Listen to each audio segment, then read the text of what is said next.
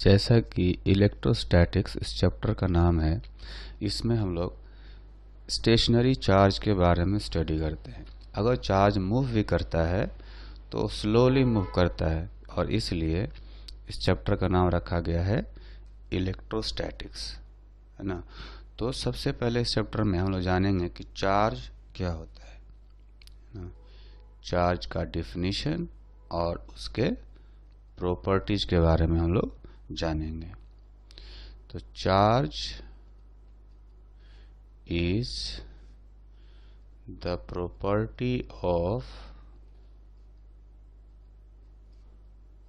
Matter due to which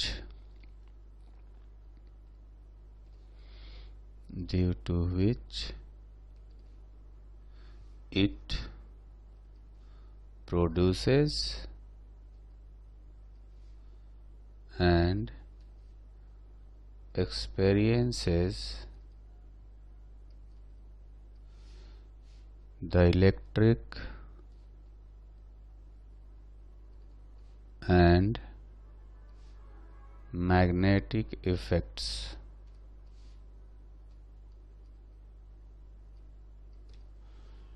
now the study of electrical effects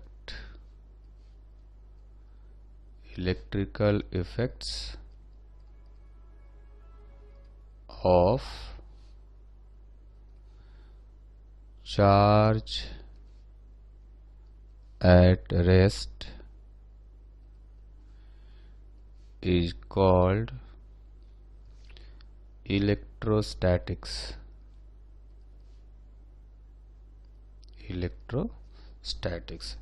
ठीक है, तो ये हो गया चार्ज का definition.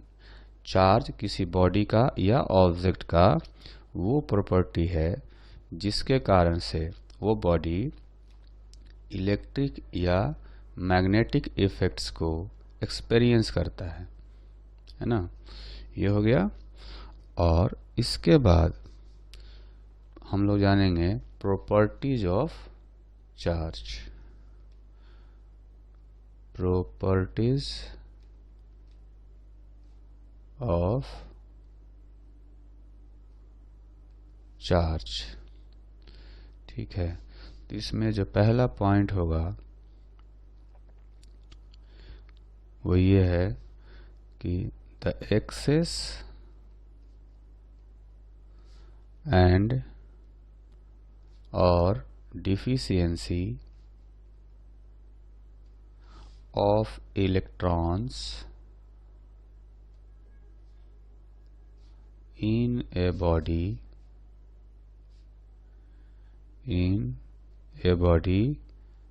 gives the concept of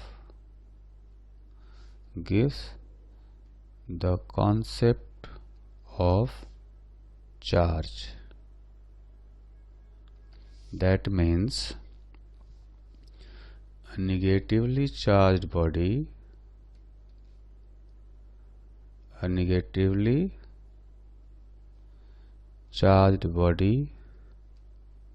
means that it has excess of electrons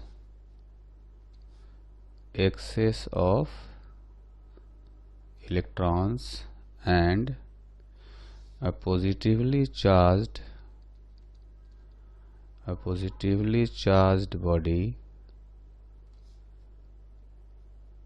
means there is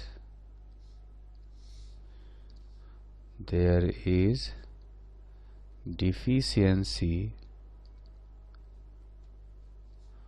of electrons in the body, है ना। और we can say that this body has lost some electrons. ठीक, तो वैसे हर object जो है वो neutral होता है ना। अगर किसी बॉडी में नेगेटिव चार्ज आया, इसका मतलब है कि उसमें इलेक्ट्रॉन्स ज़्यादा हो गए हैं प्रोटॉन से, है ना। तो उस तरीके से उसको नेगेटिवली चार्ज कहेंगे। अगर किसी बॉडी में पॉजिटिव चार्ज आया, इसका मतलब कि उसमें से कुछ इलेक्ट्रॉन्स चले गए हैं, है ना। तो जो न्यूट्रल होता है, अगर कोई बॉडी न्यूट्रल है, उसका मतलब ये हुआ कि इलेक्ट्रॉन्स का नंबर और प्रोटॉन्स का नंबर जो है वो बराबर है ना। अगर कोई बॉडी निगेटिवली चार्ज है,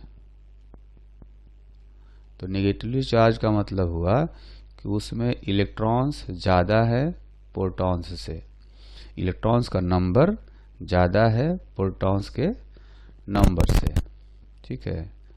और अगर कोई बॉडी पॉजिटिवली चार्ज है, इसका मतलब कि उसमें प्रोटॉन ज़्यादा है इलेक्ट्रॉन से, उसमें इलेक्ट्रॉन्स का नंबर प्रोटॉन्स के नंबर से कम हो जाएगा, है ना। तो ये हो गया पहला पॉइंट। अब आते हैं दूसरे पॉइंट पर। तो जो चार्ज का यूनिट होता है वो तो हम लोग ऐसा यूनिट रखते हैं कूलम में, 1 कूलम्ब। और एक दूसरा यूनिट होता है इलेक्ट्रोस्टैटिक यूनिट, है ना। इलेक्ट्रोस्टैटिक यूनिट होता है जो कि इसको ESU कहा जाता है। तो इनमें रिलेशन होता है 3 × 10⁹ इलेक्ट्रोस्टैटिक यूनिट, है ना। अच्छा, जो तीसरी प्रॉपर्टी होती है चार्ज की, वो कह सकते हैं charge is scalar and can be only of 2 types, है ना। चार्ज स्केलर क्वांटिटी है, उसका कोई डायरेक्शन नहीं होता, है ना। और साथ में ये सिर्फ 2 टाइप का हो सकता है। एक तो होता है नेगेटिव चार्ज और दूसरा होता है पॉजिटिव चार्ज, है ना, पॉजिटिव चार्ज। जैसा कि हमने थोड़ी देर पहले बताया कि नेगेटिव चार्ज का मतलब है कि excess of electrons in the body, और पॉजिटिव चार्ज का मतलब है deficiency of electrons in the body, ठीक।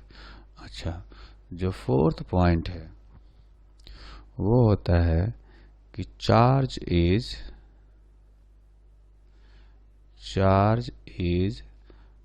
ट्रांसफरेबल, है ना। तो इसका मतलब ये हुआ कि चार्ज को एक ऑब्जेक्ट से दूसरे ऑब्जेक्ट में ट्रांसफर किया जाता है, और उस प्रोसेस को कंडक्शन कहा जाता है ना। तो charge can be transferred from one body to another body,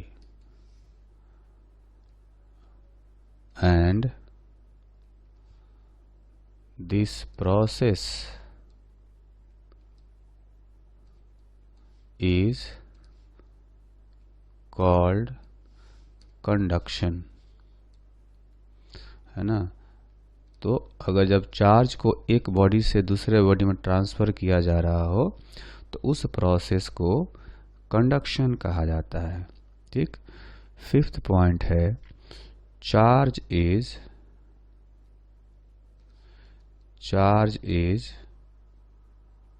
always associated with matter, है ना। जो चार्ज है वो हमेशा मैटर के साथ में ही रहता है। मास विदाउट चार्ज एग्जिस्ट कर सकता है, लेकिन चार्ज जो है विदाउट मैटर एग्जिस्ट नहीं कर सकता, है ना। मास can be neutral, that means mass can exist without charge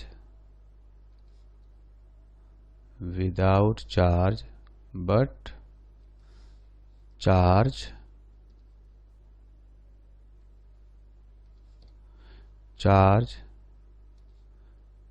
cannot exist without मास। तो जितने भी मासलेस पार्टिकल्स होते हैं उनके पास कोई भी चार्ज नहीं होता, है ना। Photon and neutrino are massless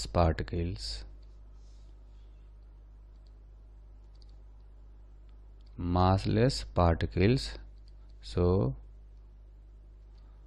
they do not have charge। तो ये 5 पॉइंट्स हो गए। अच्छा, इसके बाद एक 6th पॉइंट होगा, इसको कहते हैं चार्ज इज क्वांटाइज्ड, है ना। तो कह सकते हैं charge is always integral multiple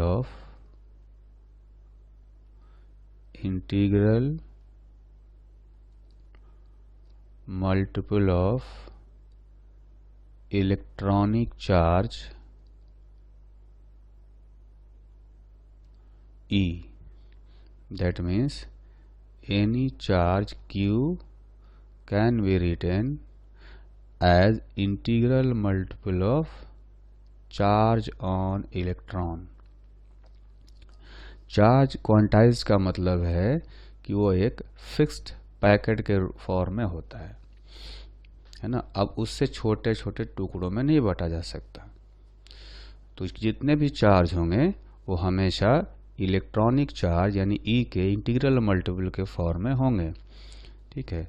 वैसे कुछ और नए चार्ज पार्टिकल्स जो है डिस्कवर किए गए हैं, जिनको कहा जाता है quarks.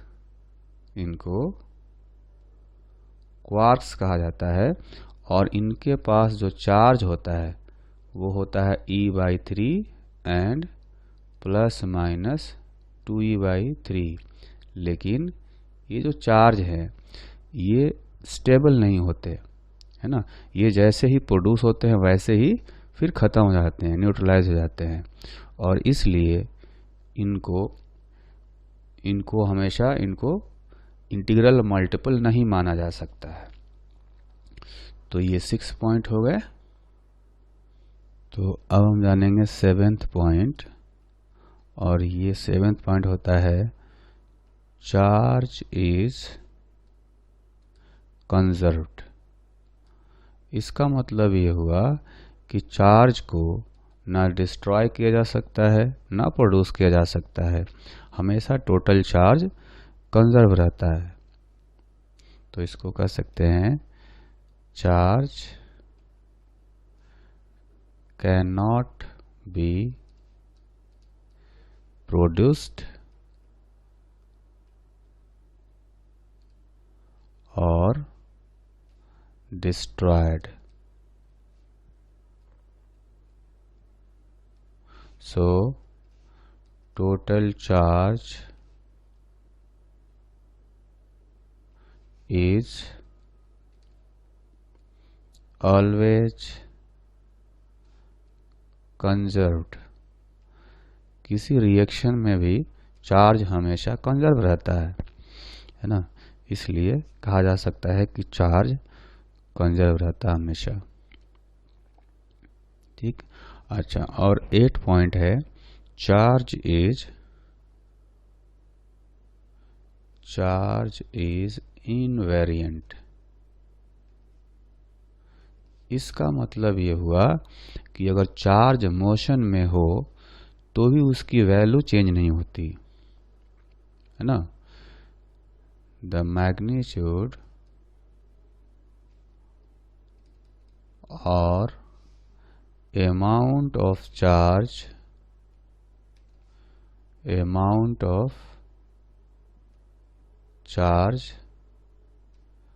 do not change when it is in motion। तो जैसा कि हम लोग जानते हैं कि एक रिलेटिव मास होता है। रिलेटिव मास का मतलब है कि जब बॉडी मोशन में होता है तो बॉडी का मास चेंज हो जाता है।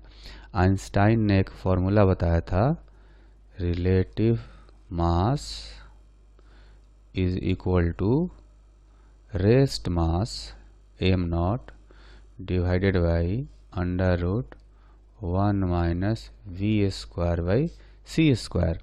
यहाँ पर c क्या है, स्पीड ऑफ लाइट है, और v है जो ऑब्जेक्ट है उसका वेलोसिटी है ना। तो इसमें जो m नॉट है ये होता है रेस्ट मास, और v को कहा जाता है वेलोसिटी ऑफ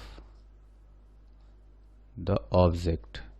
जिस ऑब्जेक्ट का रिलेटिव मास निकालना हो उसकी वेलोसिटी v इसमें रख देंगे। तो देख सकते हैं कि जैसे जैसे वेलोसिटी v चेंज होगा तो रिलेटिव मास चेंज होगा। तो मास के बारे में ऐसा कह सकते हैं, लेकिन चार्ज के बारे में ऐसा कोई फॉर्मूला नहीं है ना। There is no such formula for charge in motion है ना। अगर चार्ज मोशन में होगा तो भी उसका चार्ज का जो मैग्नीट्यूड है, जो अमाउंट है, वो चेंज नहीं होता है ना। अच्छा, इसके बाद आते हैं नेक्स्ट प्रॉपर्टी, और ये होता है 9th। तो इसमें कहते हैं कि एक्सेलरेटेड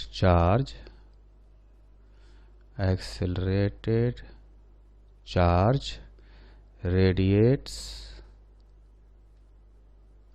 एनर्जी है ना। तो जैसा कि हमें पता है कि stationary charge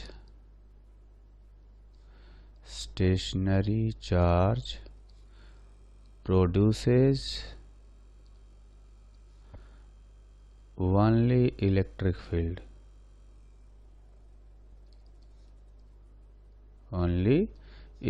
field, moving charge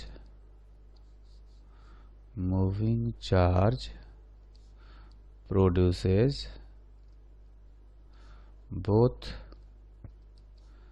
electric field and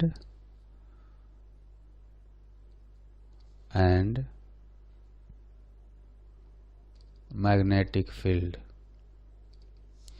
तो ये हो गया कि स्टेशनरी चार्ज सिर्फ इलेक्ट्रिक फील्ड प्रोड्यूस करता है, मूविंग चार्ज इलेक्ट्रिक फील्ड और मैग्नेटिक फील्ड दोनों पैदा करता है, और accelerated charge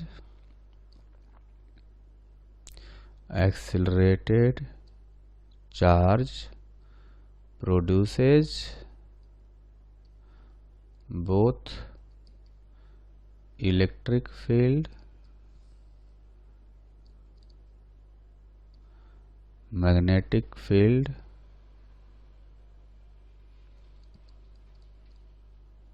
and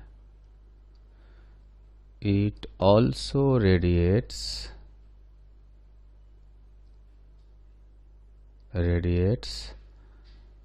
energy,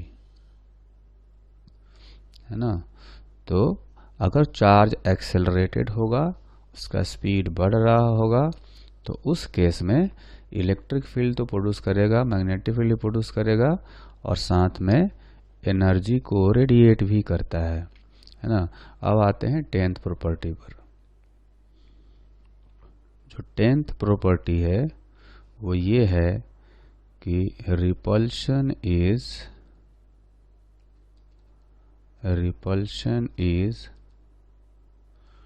true test of charge, है ना।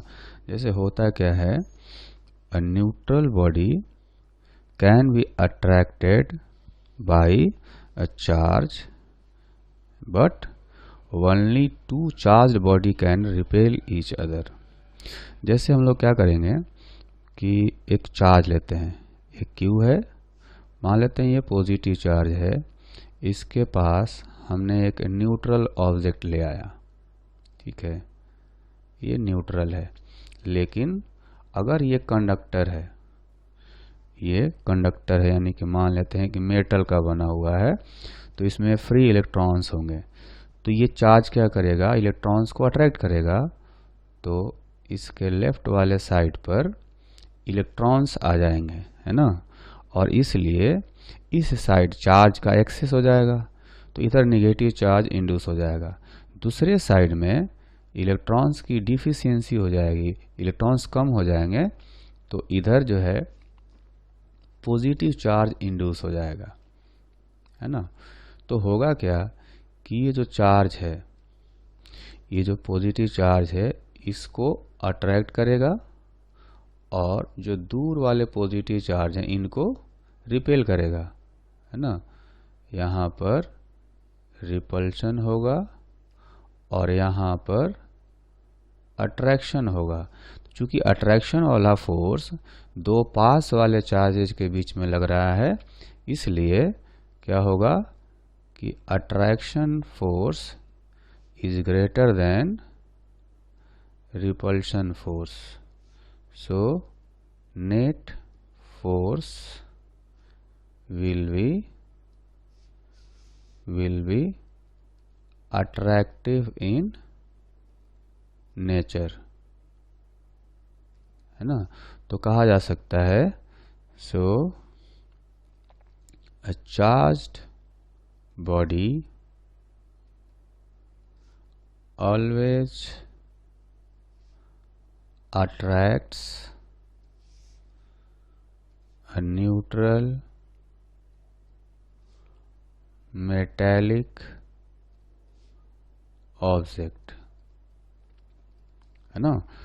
तो ये जो अगर कोई बॉडी अट्रैक्ट हो रहा हो, तो इसका मतलब ये नहीं है कि उस पर चार्ज है, ठीक है।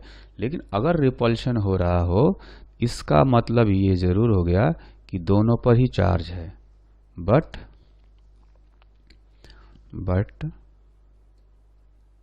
when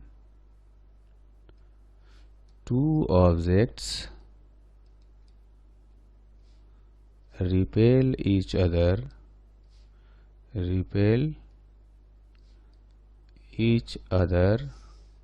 then both must have charges of same nature, है ना। अगर दो ऑब्जेक्ट एक दूसरे को रिपेल कर रहे हैं, तो सर्टेनली दोनों पर चार्ज है और उन पर सेम नेचर का चार्ज होगा। लेकिन अट्रैक्शन हो रहा है, इसका मतलब ये नहीं कि दोनों पर चार्ज है, एक न्यूट्रल बॉडी भी हो सकता है, ठीक, तो ये हो गया 10th पॉइंट। अब आते हैं 11 पॉइंट पर, है ना। ये है कि चार्जेस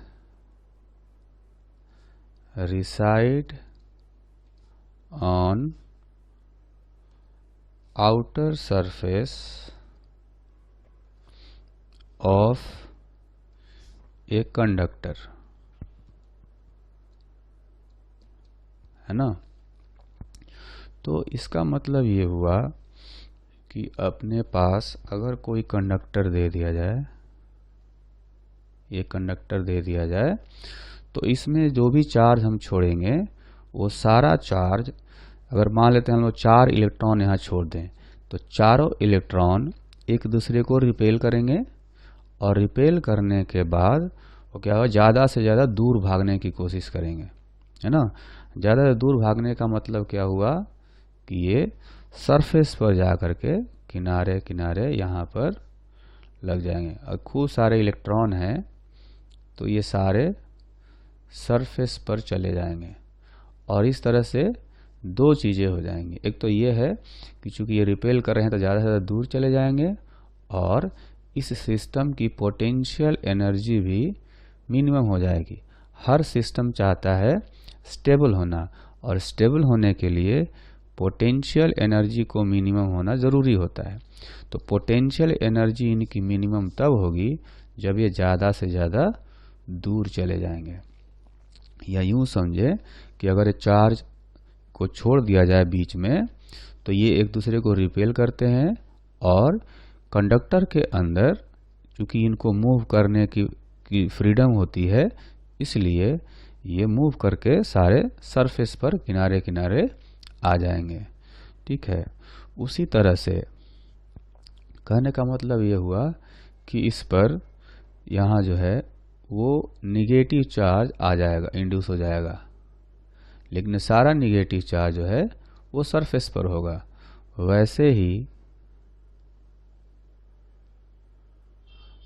ही अगर किसी कंडक्टर में इलेक्ट्रॉन्स की डिफिशियंसी है, तो क्या होगा, इसमें भी जो पॉजिटिव चार्ज है वो सिर्फ सरफेस पर ही होगा, किनारे किनारे होगा, है ना, इस तरह से। तो यही है, कंडक्टर जो भी होता है उसके आउटर सरफेस पर सारे चार्ज होते हैं ना। अब आते हैं 12th प्रॉपर्टी पर। 12th प्रॉपर्टी जो होती है वो ये है कि a body can be charged by friction, induction,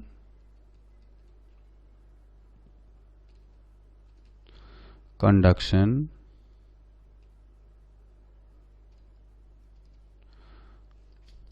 field emission,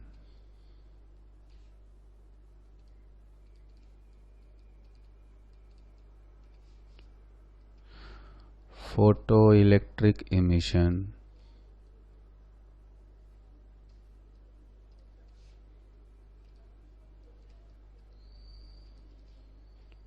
and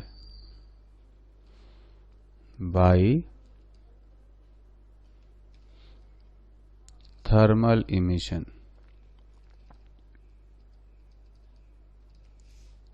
तो ये 4-5 प्रोसेस है जिनके कारण से जो चार्ज है किसी बॉडी पर आ सकता है।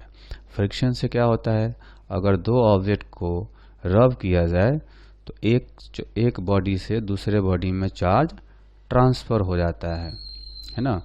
और इंडक्शन का क्या होता है कि जब किसी न्यूट्रल ऑब्जेक्ट के पास जब कोई चार्ज बॉडी लाया जाएगा तो उसमें जो भी चार्ज है पहले से न्यूट्रल ही है, लेकिन कुछ उसमें इलेक्ट्रॉन्स प्रोटॉन्स होंगे, तो जो चार्जेज हैं उनका रीडिस्ट्रीब्यूशन होता है, और रीडिस्ट्रीब्यूशन होने से चार्जेज आ सकते हैं। कंडक्शन में क्या होता है कि कंडक्शन से एक बॉडी को दूसरे बॉडी से कांटेक्ट में लाएंगे तो दूसरे में वो चार्ज ट्रांसफ़र किया जा सकता है। ठीक।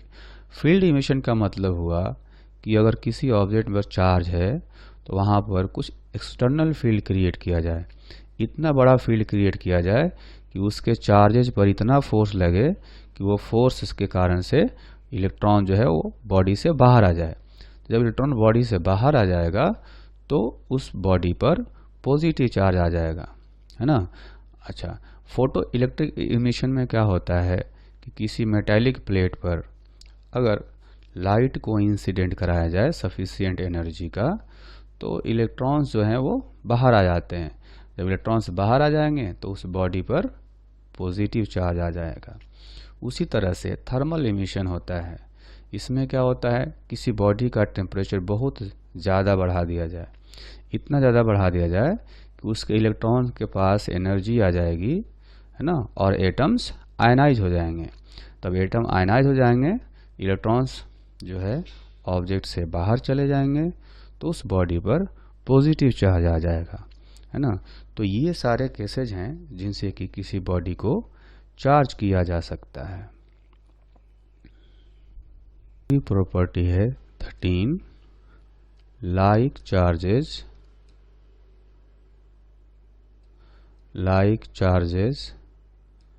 repel each other and unlike charges